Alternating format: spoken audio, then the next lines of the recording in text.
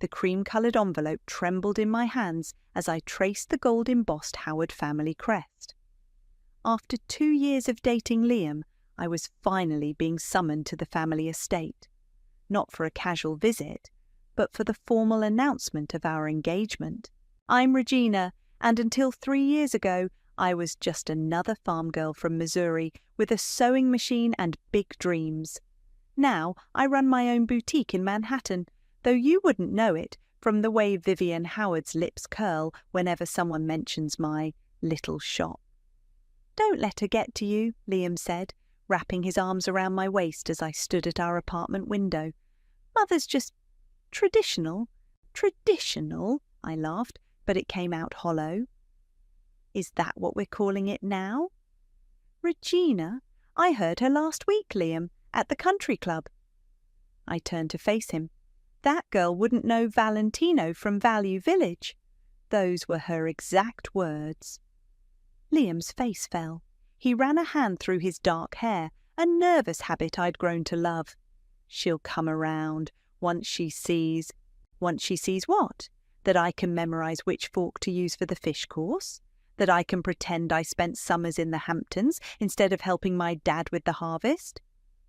"Once she sees how amazing you are," he said firmly, taking my hands in his, just like I did.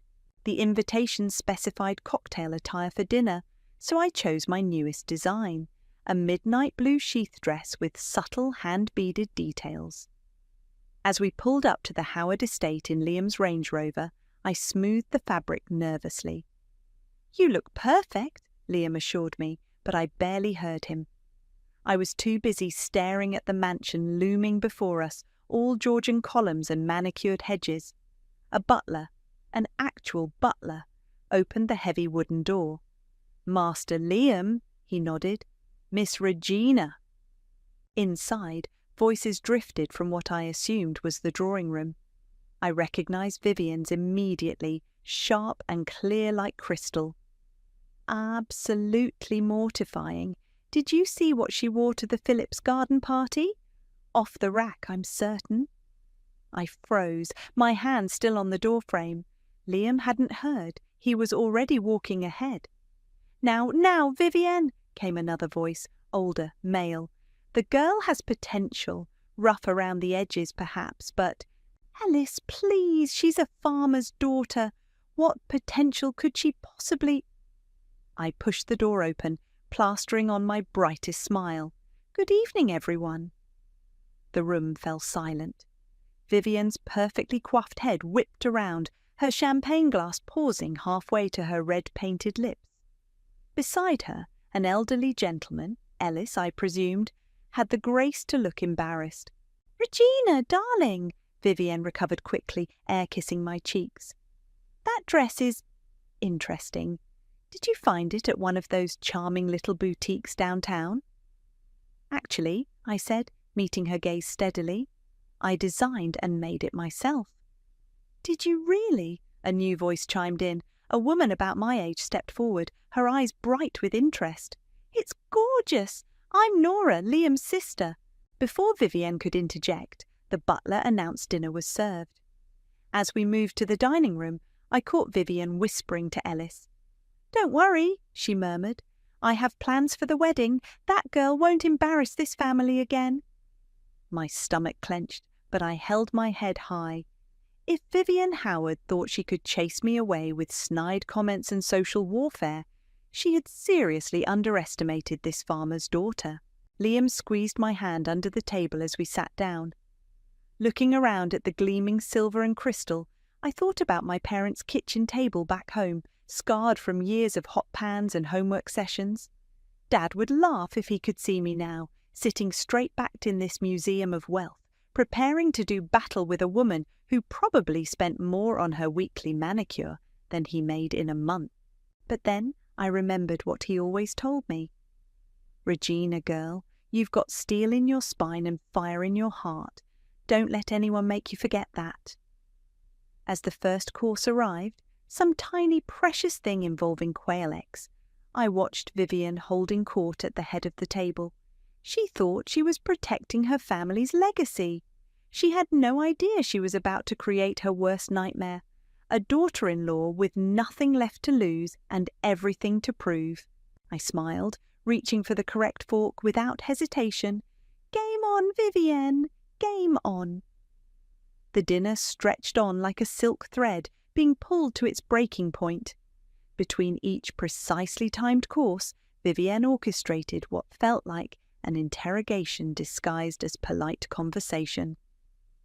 "So, Regina," she said, dabbing her lips with a monogrammed napkin, "tell us about your education."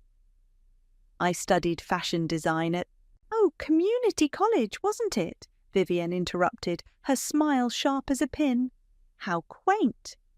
"Actually," I replied, maintaining eye contact, "I started there, yes. Then I won a scholarship to Parsons." Ellis leaned forward, genuine interest crossing his weathered face. "Parsons? That's quite prestigious." "She didn't graduate," Vivienne cut in quickly. "Did you, dear?" "Mother," Liam warned, but I touched his arm. "No, I didn't," I said. "I left in my final year to launch my business. Sometimes the best opportunities don't wait for perfect timing." Nora, sitting across from me, smiled encouragingly. "And now you have your own boutique. That's incredible." A boutique. One of Vivienne's friends, a woman with a face stretched too tight, tittered. "In this economy?" "Speaking of economy," Vivienne said, signalling for wine refills, "Liam, darling, how is the merger going?" I watched my fiancé shift into business mode, discussing million-dollar deals with the same ease I used to discuss weather patterns with my father during planting season. Under the table, my phone buzzed. A text from Hayden. "Emergency at the shop. Collection samples arrived damaged. Call me." I excused myself, ignoring Vivienne's pointed comment about proper dinner etiquette. In the hallway, I found a quiet corner near a massive oil painting. "How bad?" I asked when Hayden picked up. "Remember that boutique in Paris, the one that wouldn't even look at our lookbook last season? They want to stock the entire spring collection, but they need to see samples next week." My heart raced. Next week? That's impossible? Maybe. Unless you're Regina from Missouri, who once made prom dresses for half her high school class in under 2 weeks. I laughed, then quickly lowered my voice as footsteps approached. "Send me the details, Having trouble with your little shop?" Vivienne's voice sliced through the air. She stood with Ellis, both holding fresh drinks. "Not at all," I said, sliding my phone away. "Actually, we just—" "Regina, dear," she interrupted again, "I hope you understand that being a Howard means certain expectations, social obligations, charity boards. You can't be running around playing seamstress." "I'm not playing anything," I said quietly. "I'm running a business." Ellis cleared his throat. "Vivienne, perhaps—" "No, Ellis. She needs to understand." Vivienne stepped closer, her perfume overwhelming. "The Howard name means something in this city. We don't work in retail." "Times change," I said, straightening my spine. "And so do families." "Do they?" She smiled, but it didn't reach her eyes. "We'll see about that. Ellis, would you excuse us? I need to discuss the wedding plans with my future daughter-in-law." Ellis hesitated, then squeezed my shoulder as he passed.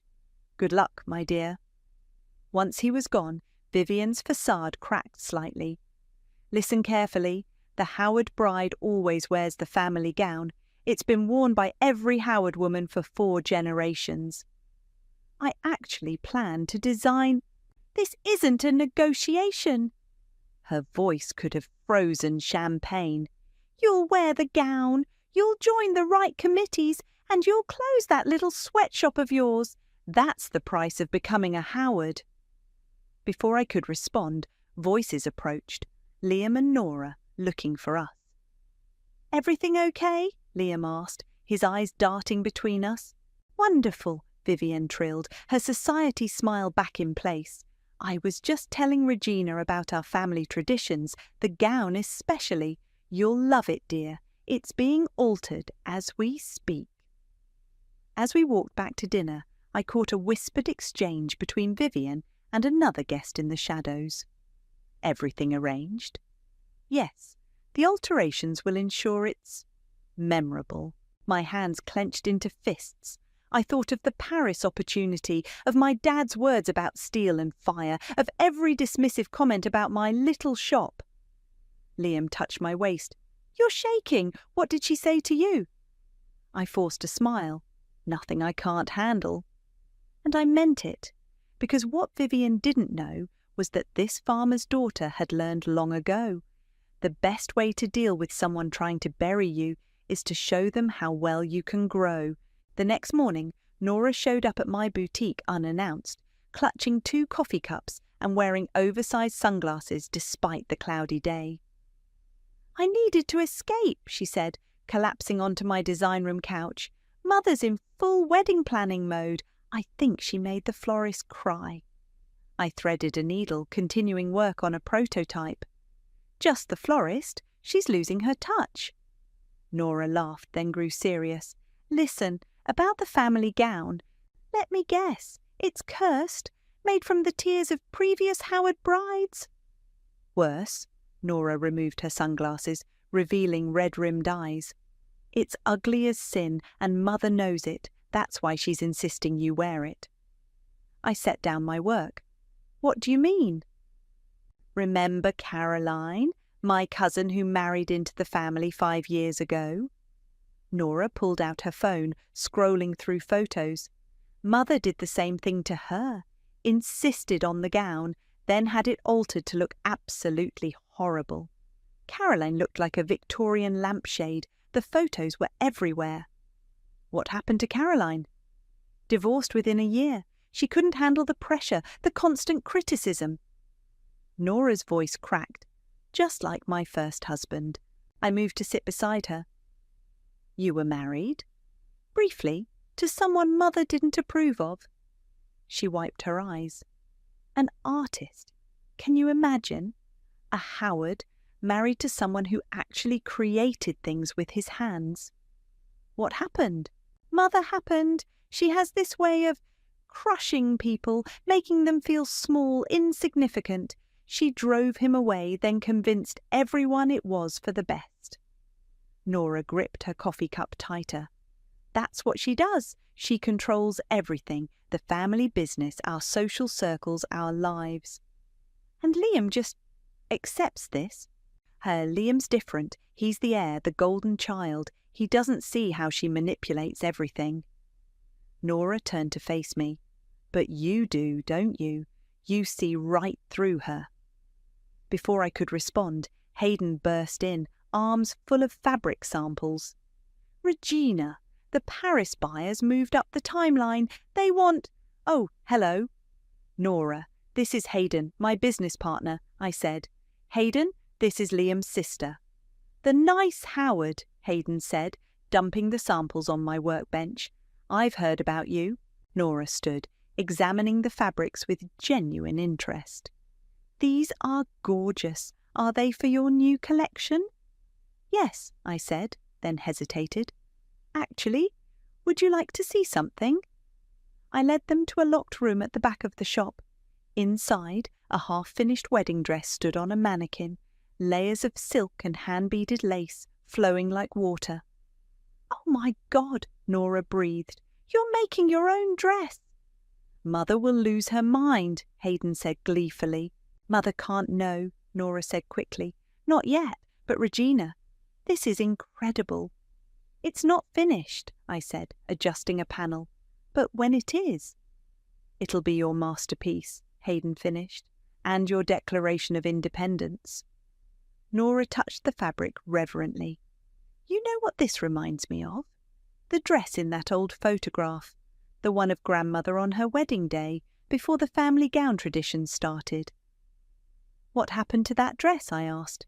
Nora's face darkened. Mother happened.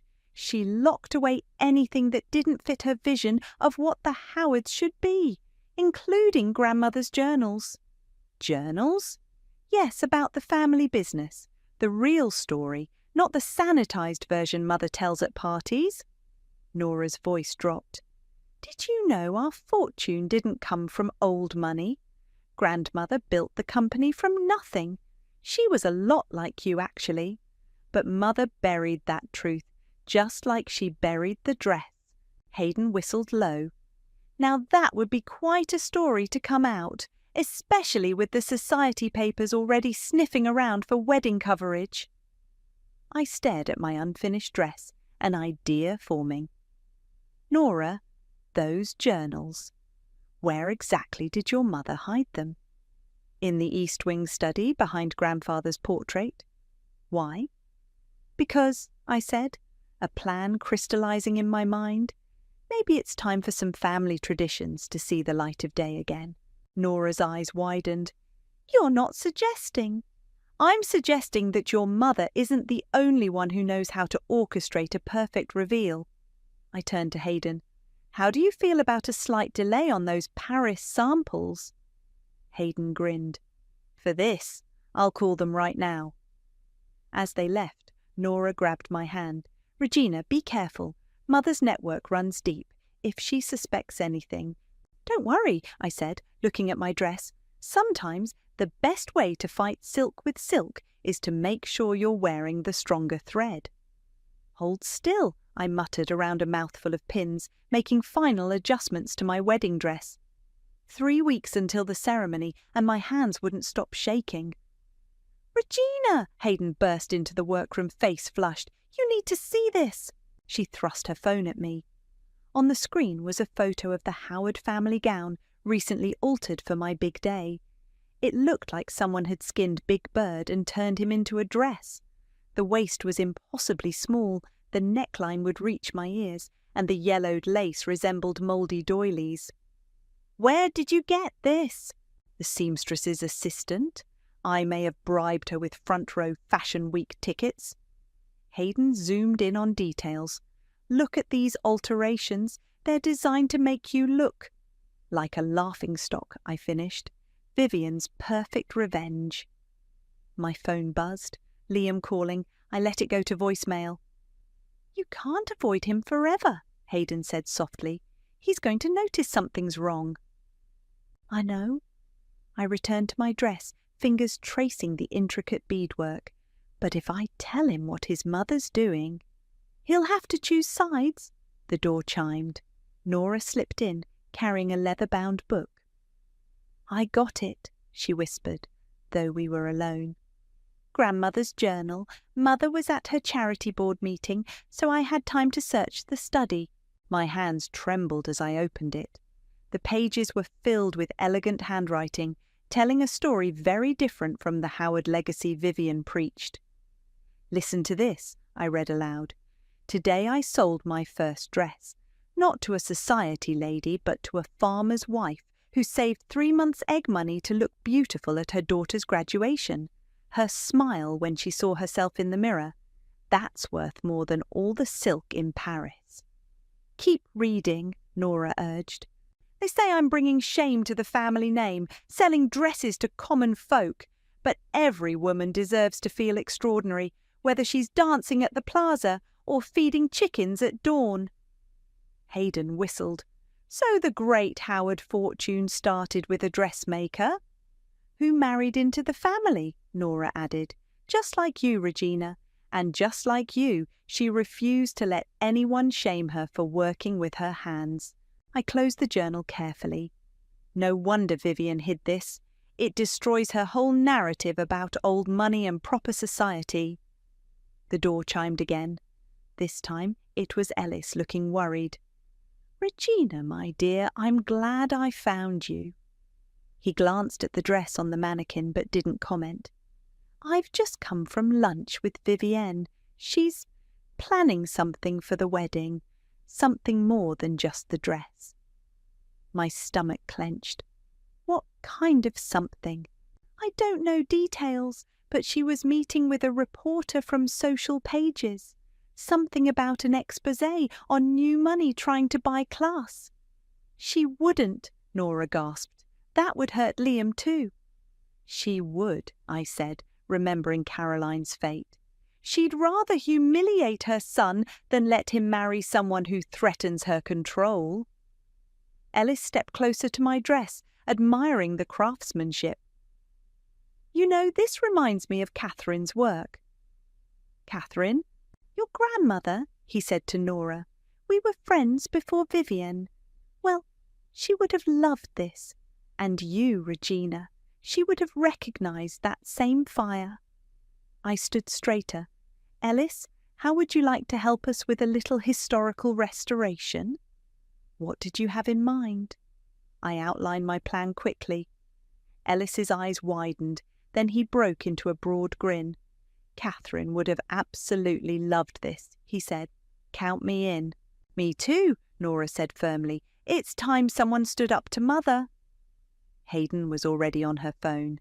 I'll call in some favours with the fashion press. If we're doing this, let's do it right. I returned to my dress, adding another layer of beading. Each crystal caught the light like a tiny act of defiance. My phone buzzed again. Liam, this time I answered. Regina, Mother wants us to come for a final fitting of the family gown tomorrow. I looked at my allies, Nora clutching her grandmother's journal, Ellis making notes in his phone, Hayden coordinating with press contacts. Of course, I said sweetly. Wouldn't miss it for the world.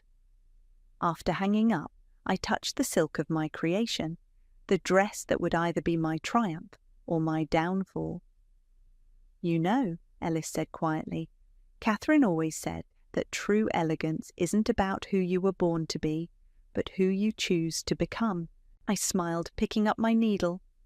Then let's give Vivian a lesson in elegance she'll never forget. The Howard Mansion's fitting room felt like a torture chamber. I stood on a pedestal, drowning in yards of yellowed silk and ancient lace, while Vivian circled like a shark scenting blood. Perfect, she purred, adjusting the neckline to choke me further. Absolutely perfect. The seamstress, a nervous woman named Marie, kept shooting me apologetic looks as she pinned the monstrosity according to Vivian's instructions.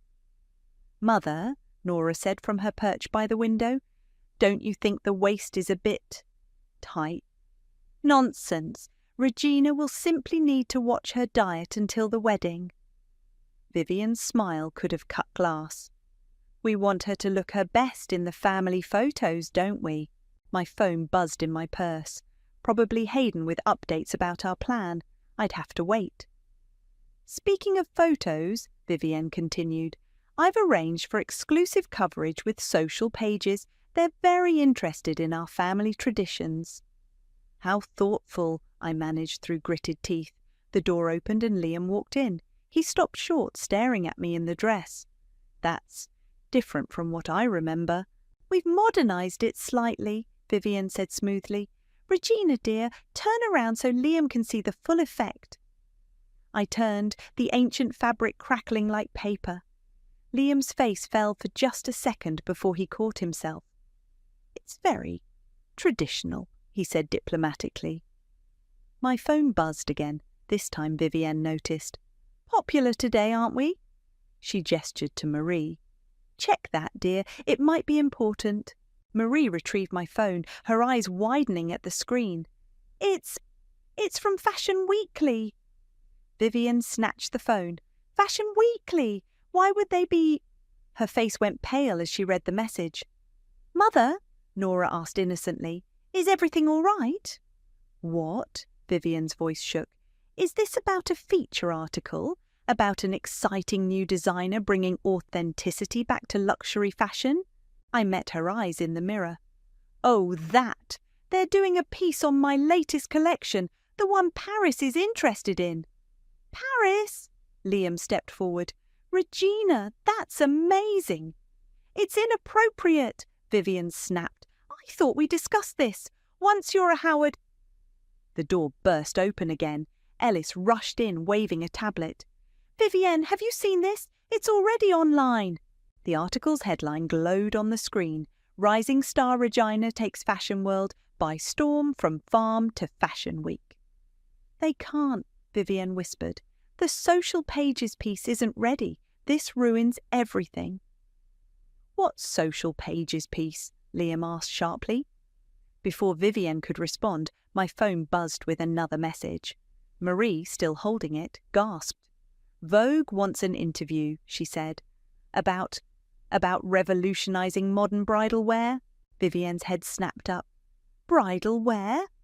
I stepped down from the pedestal, the horrible dress trailing behind me. "Yes, my new collection, the one I'm launching at my wedding." "You can't," Vivienne hissed. "You're wearing the family gown. It's tradition." "Actually," Ellis interrupted, pulling out Catherine's journal, "speaking of tradition, where did you get that?" Vivienne lunged for the journal, but Nora was faster. "Grandmother's journal," Nora said, opening to a marked page, "about how she built the Howard fortune with a needle and thread just like Regina." Liam moved closer. "What are you talking about?"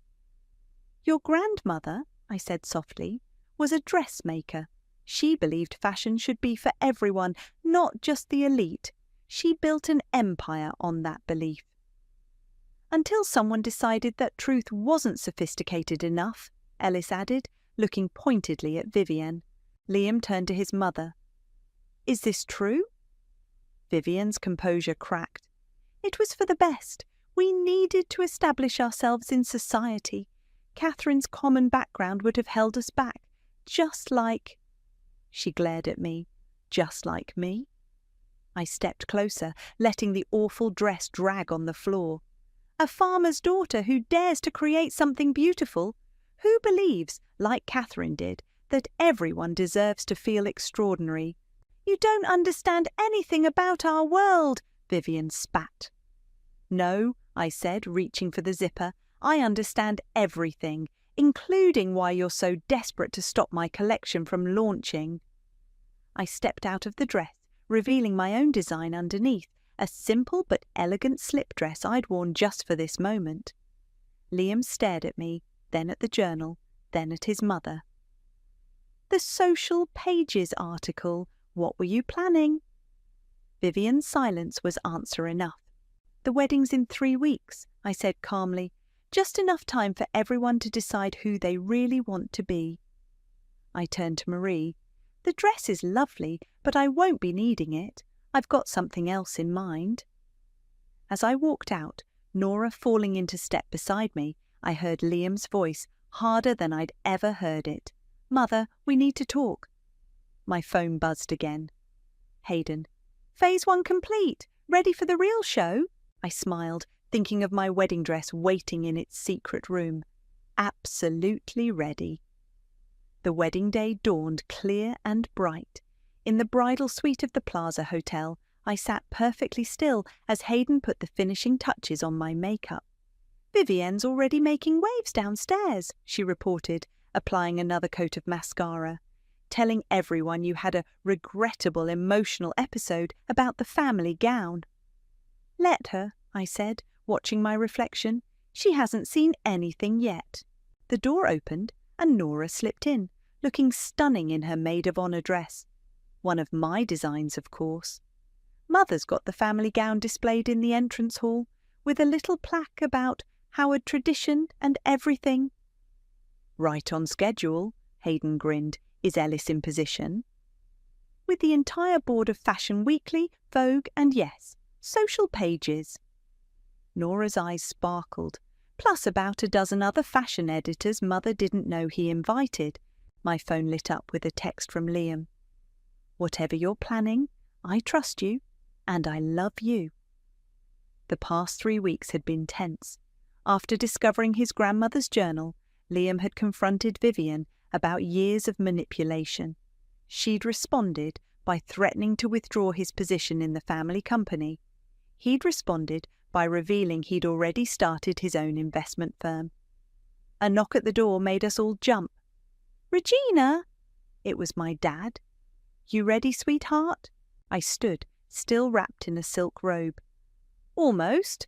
Just need to get into my dress." "Dresses," Hayden corrected with a wink, wheeling in 2 garment bags. Dad's eyes widened as we revealed the first dress, a perfect recreation of Catherine Howard's original wedding gown, reconstructed from photos in her journal. Simple, elegant, revolutionary for its time.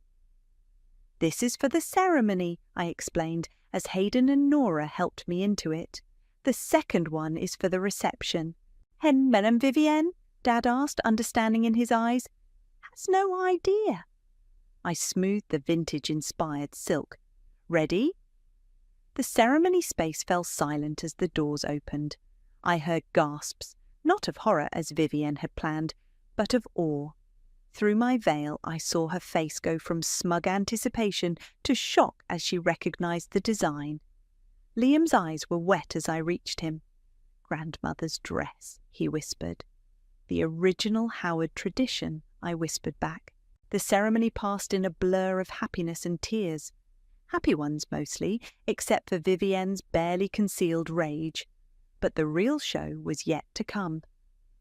At the reception entrance, Vivienne had arranged her tableau, the family gown displayed like a museum piece, with a carefully worded history that erased Catherine's true legacy. "Ladies and gentlemen," Ellis's voice rang out as guests gathered, "before we continue the celebrations, I believe we have another display to unveil." On cue, panels slid back in the wall opposite Vivienne's display, revealing a stunning exhibition. Catherine's original sketches, photographs of her at work, and headlines from her era celebrating her success. At the centre stood my second dress, mounted on a mannequin. "What is the meaning of this?" Vivienne demanded, but her voice was drowned out by excited murmurs as fashion editors surged forward. "The true Howard legacy," Ellis announced, "a story of innovation, determination, and the belief that true elegance knows no social bounds. And now the bride will honour that legacy with her own design." I stepped out in my second dress, a modern masterpiece that echoed Catherine's aesthetic while blazing its own trail. The crowd erupted in applause. "You can't," Vivienne started, but Nora cut her off. "Actually, Mother, we can. The board voted this morning. Regina's designs will be the foundation of a new Howard fashion house, returning to Grandmother's original vision." "With a modern twist," I added, meeting Vivienne's eyes, "because traditions should evolve, not entrap." Liam appeared at my side, proud and tall. "The papers are signed, Mother. It's done." Vivienne looked around wildly but found no allies. The society photographers she'd invited were too busy capturing my dress. The Social Pages reporter was interviewing Ellis about Catherine's recently discovered journal. Even her closest friends were excitedly discussing the exhibition. "Well played," she said finally, her voice tight. "You've managed to turn my son against me, expose our private history, and turn my own mother's common background into some sort of triumph." "No," I said softly. "I just refuse to let you bury someone else's truth to protect your lies." I touched the silk of my dress, my design, my statement, my victory. "Now, if you'll excuse me, I have a wedding to enjoy." As Liam led me to the dance floor, I caught a glimpse of my father wiping his eyes, of Hayden directing photographers to the best angles, of Nora standing tall beside the exhibition of her grandmother's work. Sometimes the best revenge isn't about destroying your enemies. It's about building something so beautiful they can't help but watch it shine. The reception was in full swing when Hayden grabbed my arm, practically vibrating with excitement. "You need to see this. Now!" She pulled me away from a group of fashion editors and thrust her tablet in front of me. The article had just gone live. "Howard Fashion House Reborn, a Legacy of Innovation Restored." "Look at the shares," she whispered. I stared at the numbers. Our company's stock had jumped 30% in the hours since the exhibition unveiled. Pre-orders for my bridal collection were flooding in. "Regina," Ellis approached, beaming, "the Vogue editor wants to discuss a full feature, and Paris is asking about exclusive rights to your next collection." "Already?" I laughed, but stopped when I saw Vivienne approaching, her face set in grim determination. "A word," she said, not asking. "Privately." I followed her to a quiet corner, my dress rustling against the marble floor. For a moment, she just stared at me, as if trying to solve a puzzle. "You didn't just want to marry my son, did you?" she finally said. "This was always about taking over." "No," I replied. "This was about standing up for myself. The business success, that's just karma." "Karma?" she laughed bitterly. "You exposed our family's secrets, made me look like a fool." "You did that yourself. I just showed people the truth." "The truth?" Her voice rose slightly. "The truth is that I spent 30 years building our social position, 30 years making the Howard name mean something." "It already meant something," I said quietly. "Your mother-in-law built an empire on talent and vision. You're the one who tried to bury that legacy under fake pedigrees and social climbing." "Mother?" Nora appeared beside us, holding Catherine's journal. "The board wants to speak with you, all of them." Vivian's face paled. "Now? They're particularly interested in discussing some financial decisions you made. Something about redirecting company funds to maintain social appearances." I watched Vivian's carefully constructed world crumble in real time. Her hands shook as she reached for the journal. "Catherine's final entries," Nora explained, opening to a marked page. "Detailed records of the company's original structure, the one you altered after she died." "You had no right," Vivian started. "Actually," Liam's voice cut in as he joined us, "as the majority shareholders now, we had every right. The board's voting on new leadership tonight." "You're voting me out, your own mother." "No," I said, surprising everyone. "We're offering you a choice." Hayden appeared with another tablet, showing designs I'd been working on secretly. "A new line," I explained, "combining classic Howard elegance with modern sophistication. We need someone who understands both worlds to help position it. You want me to work for you?" Vivian looked like she'd swallowed a lemon. "With me," I corrected. "Your social connections combined with my designs, Catherine's vision of fashion for everyone, marketed to both Main Street and Madison Avenue." "It's a good offer, Mother," Liam said softly. "Better than you gave others." The string quartet started playing again, filling the silence as Vivian stared at the designs. I saw something flicker in her eyes. Recognition, maybe. Or remembrance. "Catherine showed me her work once," she said quietly. "Before I married into the family, I thought it was beautiful. But everyone said old money didn't work with their hands." "Times change," I said, echoing her words from weeks ago. "And so do families." Vivienne looked around the reception, at the fashion editors eagerly examining the exhibition, at the society photographers capturing every detail of my dress, at the mixing of worlds she'd tried so hard to keep separate. "I'll need time to consider," she said finally. "Of course." I turned to rejoin the party, then paused. "Oh, and Vivienne, the family gown?" "Yes. We're donating it to the Fashion Institute as a historical example of how far we've come." For a moment, I thought I saw the ghost of a smile cross her face. The rest of the night passed in a blur of dancing, champagne, and congratulations. My father twirled me around the dance floor, whispering, "Your mama would be so proud, baby girl." Later, as Liam and I swayed to a slow song, he murmured, "You could have destroyed her, you know. Why didn't you?" I watched Vivienne across the room, actually listening as Hayden explained our marketing strategy. Because sometimes winning isn't about destroying what's there. It's about building something better. "Speaking of building," he grinned, ready to announce the other news. I touched my stomach, still flat but holding our secret. "Let's wait. Your mother can only handle so much change at once." The photographer's flashes caught my dress, making the beadwork sparkle like stars. In that moment, I felt Catherine's spirit everywhere. In the fabric, in the air, in the future we were weaving together, one stitch at a time. The autumn breeze carried the scent of fresh paint through the open windows of Howard Fashion House's new flagship store. I adjusted the vintage dress form in the window display, the centrepiece of our grand opening. "A little to the left," Vivian called from the sidewalk. "We want the morning light to catch the beadwork." I smiled, remembering how she'd once dismissed my little shop. Now here she was, at dawn, helping perfect every detail of our launch. "The press is already lining up," Hayden announced, rushing in with coffee for everyone. "And you'll never guess who's out there. That same Social Pages reporter Vivienne, hired for the wedding hit piece.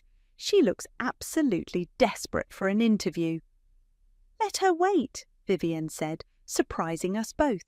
"Quality publications first. That's what Catherine would have done." The door chimed as Nora entered, carrying a familiar leather-bound journal. "Found more sketches in Grandmother's things. Wait until you see these designs. They were decades ahead of their time." "Speaking of time," I said, checking my watch, "where's Liam? He's supposed to be here for the ribbon cutting." "Right here," his voice called from the back. He emerged carrying a large framed photo, one I hadn't seen before. Ellis found this in his archives, thought it deserved a special place. The photograph showed Catherine in her workroom, surrounded by fabrics and dreams, her face bright with purpose. Below it, a simple quote from her journal. "Fashion isn't about who you were born to be, but who you choose to become." "Perfect spot for it," I said, pointing to the wall behind the main counter, right where everyone can see it. "Regina!" My father's voice boomed as he entered, still looking slightly out of place in the suit I'd designed for him. "The delivery's here!" We all rushed outside to where a truck was unloading racks of clothing. My newest collection, inspired by both farm life and high fashion. Work shirts reimagined in silk, denim elevated with hand-beading practical shapes transformed into elegant statements. "It's really happening," Nora whispered, touching a sleeve reverently. Vivian stepped forward, adjusting a display piece with practiced precision. "The proportions are perfect, and the craftsmanship." She paused, meeting my eyes. Catherine would have been proud. "Thank you," I said softly, recognizing how much those words cost her. The morning flew by in a whirlwind of final preparations. As opening time approached, I slipped into the back office for a quiet moment. On my desk sat a small gift box with a note, "For the next generation of Howard designers." V. Inside was a delicate silver thimble, clearly antique. A small note explained, "Catherine's first tool, found in her things, thought you should have it." "Everything okay?" Liam asked from the doorway. I showed him the thimble, watching his eyes soften with understanding. "Mother's full of surprises lately," he said, wrapping his arms around me. "Speaking of surprises, how's our little secret doing?" I touched my slightly rounded stomach, hidden by the clever draping of my dress. "Growing strong, like everything else around here." "Ms. Regina," Ellis called, "it's time!" We stepped out to find the sidewalk packed with press, fashion editors, and eager customers. Vivian stood ready with the ceremonial scissors, looking every inch the proud matriarch, but different now, somehow, softer around the edges. "Before we open," she announced to the crowd, "I want to say something. For years, I thought I was protecting the Howard legacy. Instead, I was hiding it. Today, thanks to my daughter-in-law's vision, we're not just restoring that legacy. We're evolving it." She turned to me, offering the scissors. "Would you do the honours?" As I cut the ribbon, cheers erupted. Cameras flashed, the doors opened, and people flooded in, touching the clothes with reverent hands, exclaiming over the designs, pointing to Catherine's photograph. "Well," my father said, appearing at my side, "not bad for a farmer's daughter." I watched Vivian expertly guide fashion editors through the collection, saw Nora explaining Catherine's influence to reporters, noticed Hayden tracking sales on her tablet with growing excitement. "You know what, Dad?" I said, touching the thimble in my pocket. "I'm not just a farmer's daughter anymore. I'm a designer, a businesswoman, a wife." I patted my stomach secretly. "And soon I'll be a mother. But most importantly, I'm myself. The morning light streamed through the windows, catching the beadwork just as Vivian had planned. In its glow, I saw the future we were building, not just a fashion house, but a home for creativity, authenticity, and second chances. Sometimes the greatest revenge isn't in tearing something down, but in building something so magnificent that everyone rises with it, even those who once tried to make you fall.